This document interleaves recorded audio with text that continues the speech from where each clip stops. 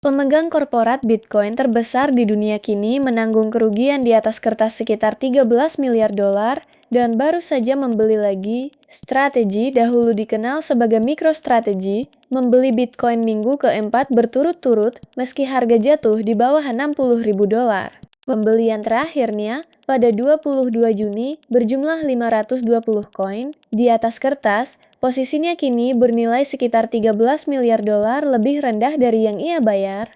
ITU membelah industri. Kepala riset Grayscale, Sack Pandal, mengatakan strategi seharusnya menjual Bitcoin senilai 3 miliar dolar untuk menutup kewajiban kasnya. Analis lain seperti tim CryptoQuant menyatakan perusahaan punya tuas lain dan tak perlu menjual satu koin pun. Untuk saat ini, strategi justru melakukan kebalikan dari menjual dan pasar menanti siapa menyerah dulu.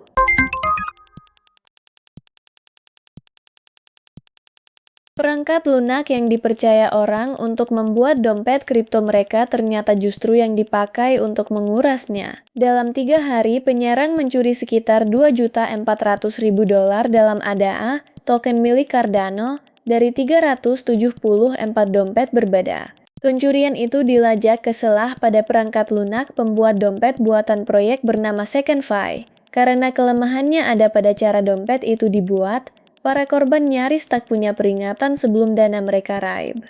SecondFi mengatakan sudah menyusun rencana pemulihan dan berharap mengembalikan uang curian dalam 2 minggu. Ini pengingat yang akrab dan tak nyaman di dunia kripto. Alat yang seharusnya melindungi uangmu bisa menjadi satu-satunya titik kegagalan. Dan sampai dana itu kembali ke 374 orang menunggu apakah mereka akan melihatnya lagi.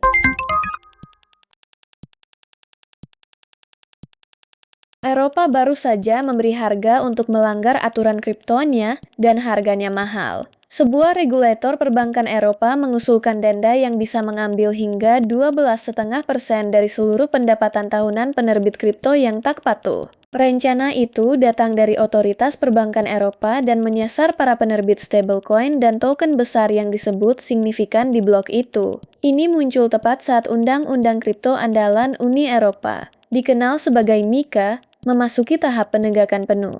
Selama bertahun-tahun, regulasi kripto di Eropa adalah soal menulis aturan.